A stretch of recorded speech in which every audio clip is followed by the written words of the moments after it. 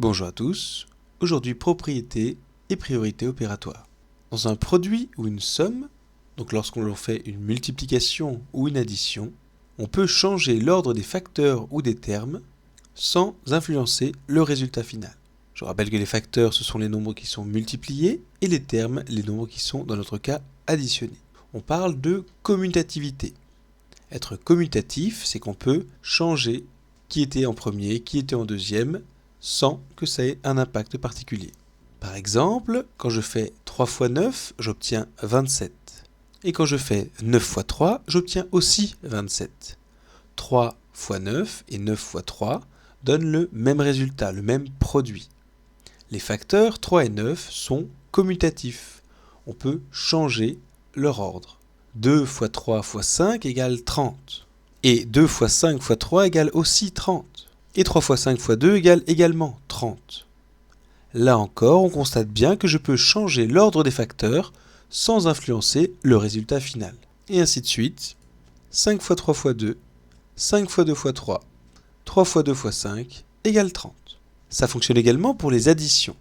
3 plus 6 plus 14 égale 23. Eh bien, si je change l'ordre des termes, c'est-à-dire que je commence par faire 6 plus 3 plus 14, au lieu de 3 plus 6 plus 14, je vais obtenir le même résultat. 14 plus 6 plus 3, 14 plus 3 plus 6. 6 plus 14 plus 3, et 3 plus 14 plus 6, tout ça, ça vaut le même résultat, la même somme, 23. Cela permet entre autres des calculs astucieux, c'est-à-dire on va pouvoir prioriser quels calculs faire d'abord parce qu'ils sont plus faciles. Par exemple, dans 25 fois 1247 fois 4, si je le prends de gauche à droite, c'est un calcul difficile. 25 fois 1247 nécessite beaucoup de ressources pour se calculer. Or, astucieusement, je sais faire 25 fois 4. 25 fois 4, c'est facile, ça fait 100. Du coup, au lieu de commencer de gauche à droite, je vais commencer par faire 25 fois 4, ce qui fait 100. Et après, 1247 fois 100 devient un calcul très facile. 100 fois 1247 égale 124 700.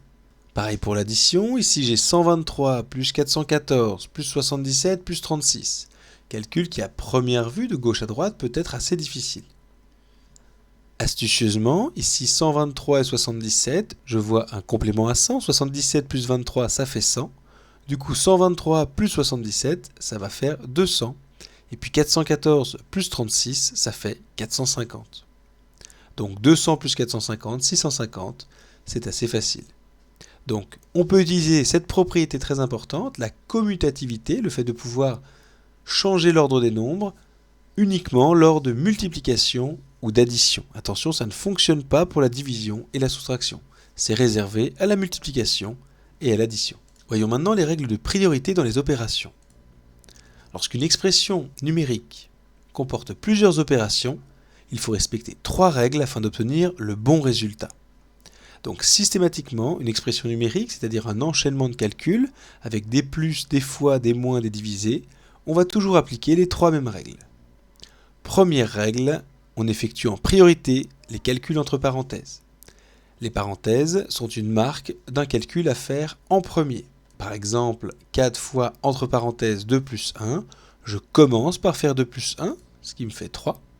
Et 4 fois 3 égale 12.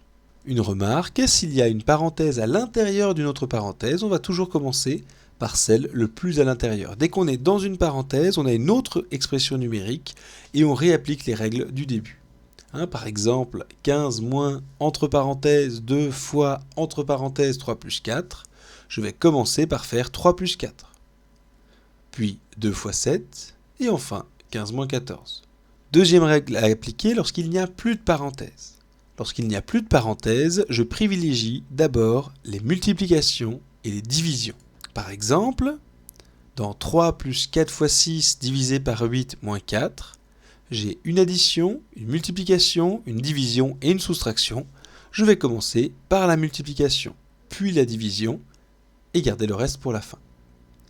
Donc la multiplication 6 fois 4, ça fait 24. Je remplace la multiplication par son produit, par son résultat. Ici, j'ai encore une division à faire, je l'effectue. 24 divisé par 8, ça fait 3. Et enfin, 3 plus 3 moins 4, ça fait 6 moins 4, ça fait 2. Enfin, dernière règle, lorsque je me suis débarrassé des parenthèses, des multiplications et des divisions, il ne me reste plus que des additions et des soustractions.